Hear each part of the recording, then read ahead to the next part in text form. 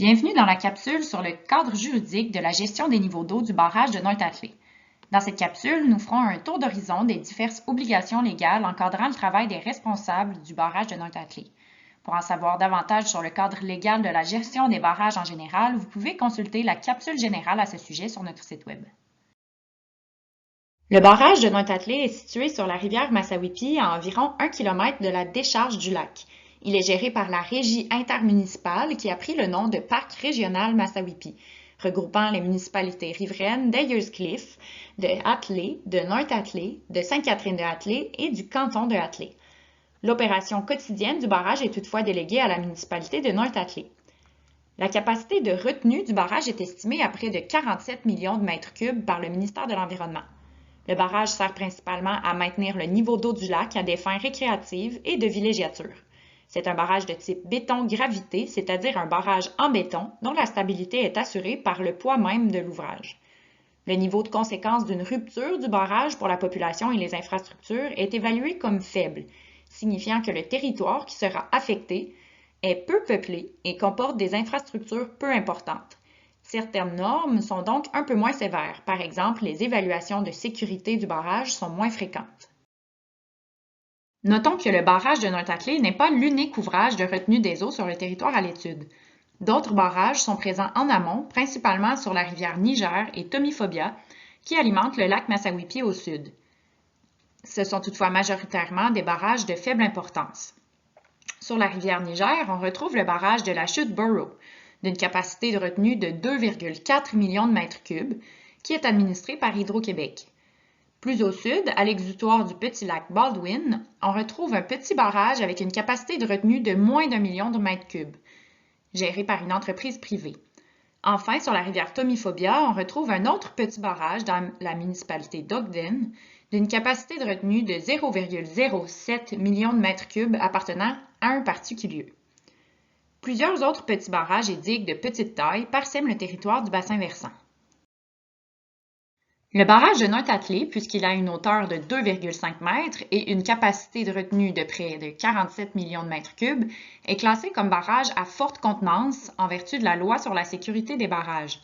Cette catégorie de barrage entraîne plusieurs obligations légales, puisque normalement il représente un plus grand risque pour la sécurité publique. La loi sur la sécurité des barrages prévoit plusieurs obligations pour les propriétaires et les exploitants des barrages, donc dans notre cas pour la Régie du Parc national Massawippi. D'abord, pour toute construction, modification, démolition ou changement d'utilisation du barrage, la Régie doit obtenir une autorisation du ministère de l'Environnement en fournissant plusieurs documents justificatifs. C'est ce qui s'est déroulé en 2010 lors de la dernière réfection du barrage. La Régie doit aussi assurer une surveillance et un entretien régulier du barrage. Elle doit ainsi faire des visites de reconnaissance 2 fois par année et une inspection de l'état du barrage à tous les 5 ans. Si la sécurité du barrage est compromise, la Régie doit y remédier sans délai et informer le ministère et les autorités. Elle doit faire une évaluation plus complète de la sécurité des installations par un ingénieur à tous les 15 ans. Puisque le barrage a été construit ou reconstruit en 2011, la prochaine évaluation devrait avoir lieu en 2026, comme prescrit dans le règlement sur la sécurité des barrages. La Régie doit également tenir à jour un registre qui énumère toutes les actions posées et les événements importants en lien avec la sécurité du barrage. Notons que puisque le niveau des conséquences associées à la rupture de barrage de Nointatlee est faible, il n'est pas nécessaire de préparer un plan de mesures d'urgence comme pour d'autres barrages. En plus de ces obligations, l'un des principaux devoirs de la Régie demeure de produire un plan de gestion des eaux retenues par le barrage qui le guide dans l'opération du barrage.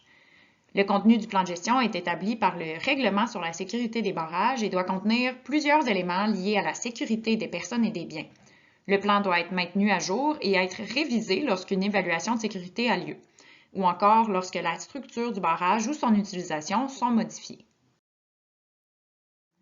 Le plan de gestion du barrage de Nointatlee date de 2009. Il a été réalisé en même temps qu'une évaluation de sécurité du barrage avant qu'il soit rénové en 2010. Selon ce plan de gestion, le barrage a comme objectif principal la régulation de la rivière et du lac Massawippi.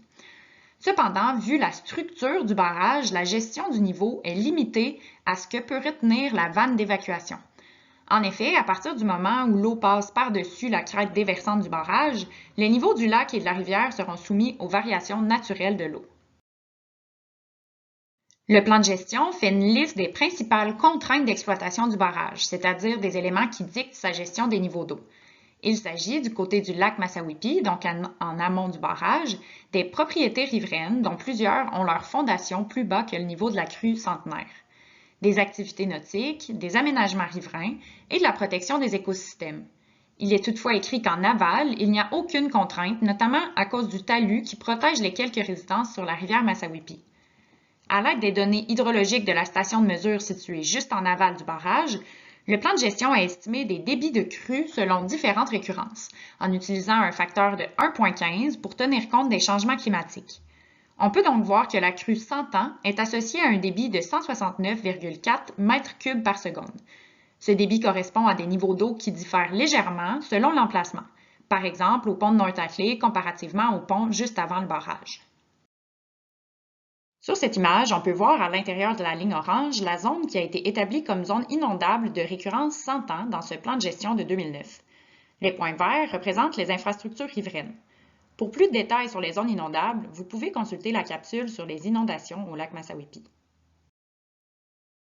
Par la constitution de la Régie du Parc régional Massawippi, les 5 municipalités riveraines se sont regroupées pour promouvoir le développement récréo-touristique de la région, mais aussi principalement afin de gérer le barrage de North-Atlee et d'organiser sa réparation. Ainsi, en 2010, des travaux ont eu lieu sur le barrage. Les améliorations effectuées comprennent l'installation d'une nouvelle vanne d'évacuation permettant de doubler le débit d'évacuation, ainsi que l'ajout d'une passe migratoire pour permettre aux poissons de passer de la rivière au lac Massawippi.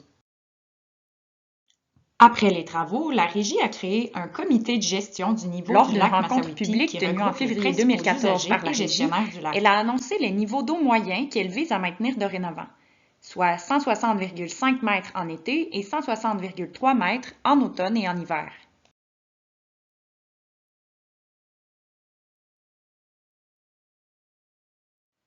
Le comité de gestion des niveaux d'eau a aussi mentionné que la cote maximale d'exploitation du barrage devrait être équivalente à la hauteur de la crête du barrage, soit 160,75 mètres. Toutefois, un jugement récent de la Cour supérieure a souligné que le ministère de l'Environnement utilise une autre valeur comme niveau maximal, soit 161,29 mètres. Il y a donc une certaine ambiguïté à ce sujet. De plus, le même jugement affirme que la ligne des hautes eaux pour le lac Massawippi, qui définit où commencent les rives et les zones inondables, ne correspond pas à cette cote d'exploitation maximale, mais plutôt à la cote de crue de récurrence 2 ans calculée à l'embouchure du lac, qui est de 161,6 mètres. Toutes les zones de terre qui sont en bas de ce niveau d'eau sont donc considérées par la loi comme étant le littoral. Le comité de gestion des niveaux d'eau a aussi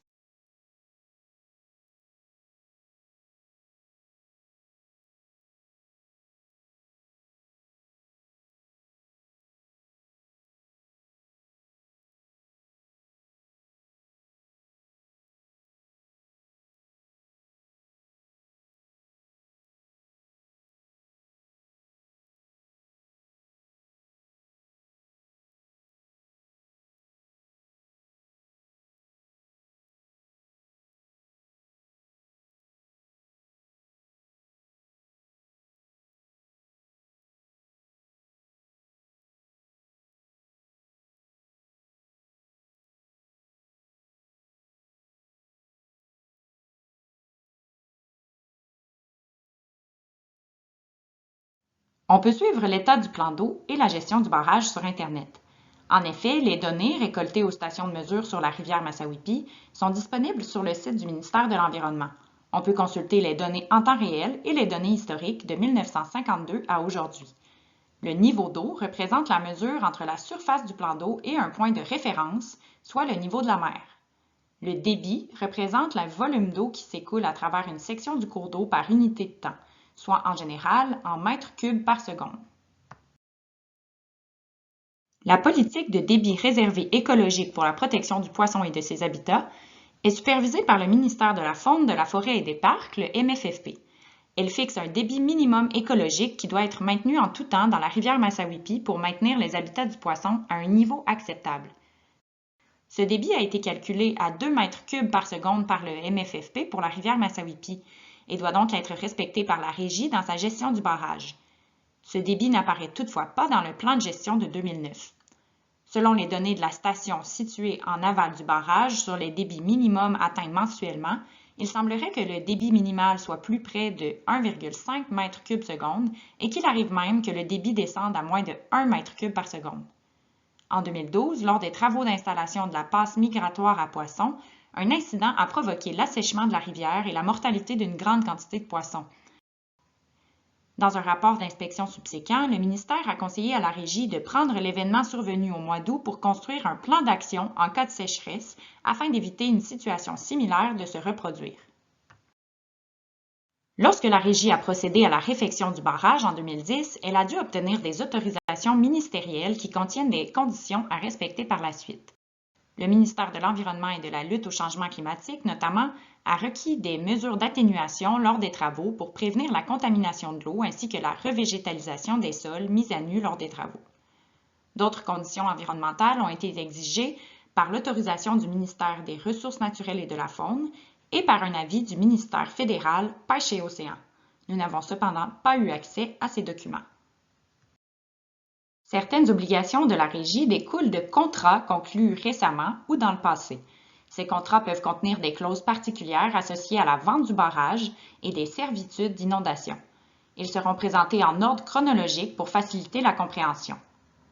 Pour comprendre l'historique du barrage et des différents propriétaires qui se sont succédés, on vous invite à consulter la ligne du temps du barrage de North-Atlee disponible sur notre site Web. D'abord, la servitude d'inondation, c'est une forme de contrat impliquant des droits fonciers. Il s'agit d'un acte juridique qui impose à une propriété en faveur d'une autre l'obligation de supporter des inondations en tout temps jusqu'à un certain niveau d'eau qui est défini dans l'acte. Parmi les riverains que nous avons interrogés, personne n'a affirmé que sa propriété faisait l'objet d'une servitude d'inondation. Certains ignoraient si c'était le cas, alors que la majorité affirmait ne pas avoir de servitude sur leur terrain. Les municipalités gestionnaires du barrage disent également ne pas connaître l'existence de servitudes qui donneraient le droit au barrage d'inonder certaines propriétés.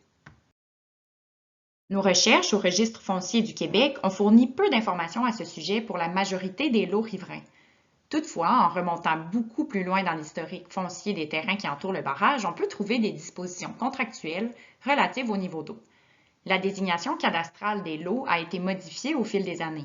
C'est sur un lot anciennement désigné comme lot 24 de la 3e rangée de Atlee, qu'on peut voir ici encadré en noir, qu'a été construite la première version très artisanale du barrage de North-Atlee, entre 1883 et 1889.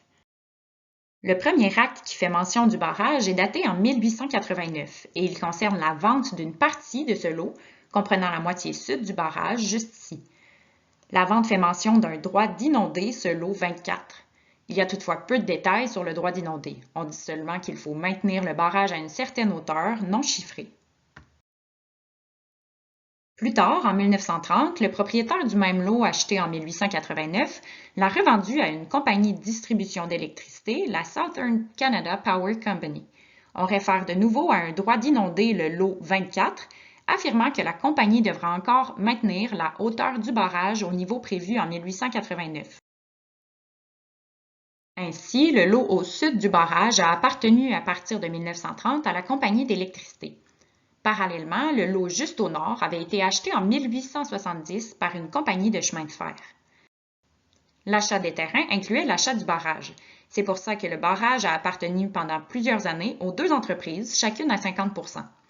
En 1960, après que le barrage ait été emporté par des crues printanières, les deux entreprises ont vendu le barrage au village de North-Atlee et d'Ayerscliffe, qui étaient désormais responsables de le gérer. Les municipalités sont toujours propriétaires de ces lots aujourd'hui, bien que ce soit la Régie du parc régional qui est responsable de la gestion du barrage. Dans ces actes de vente aux municipalités, on retrouve des obligations contractuelles qui sont encore valables aujourd'hui, notamment celle de maintenir le barrage en bon état. La compagnie de chemin de fer pose la condition que le niveau de la rivière ne dépasse jamais 528,40 pieds, soit 160,93 mètres. Elle confère un droit d'inonder des terrains riverains jusqu'à cette hauteur. De plus, la compagnie de chemin de fer se réservait le droit de demander d'abaisser le niveau de l'eau à tout moment afin de réparer le chemin de fer. Notons que la cote d'exploitation maximale actuelle du barrage de North-Atlee est de 160,75 mètres, soit sous le niveau maximum convenu en 1960. Mais rappelons que la cote d'exploitation maximale s'applique dans un contexte de gestion normale. Les niveaux d'eau dépassent régulièrement ce seuil au printemps lors des crues. Chaque année, le niveau dépasse 161 mètres, atteignant même parfois 162 mètres. Le contrat stipule également que les acheteurs devraient maintenir un niveau le plus régulier possible dans l'intérêt des communautés riveraines. La compagnie de distribution d'électricité, pour sa part, a obtenu des municipalités l'engagement de ne pas produire d'électricité à partir de ce barrage.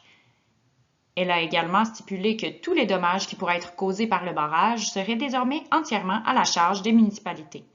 Depuis ce temps, le barrage est détenu par les 2 municipalités et exploité par la Régie intermunicipale. Pour compléter le droit applicable au barrage de North-Atlee, voici un tableau résumant certaines obligations légales de la Régie du Parc régional Massawippi.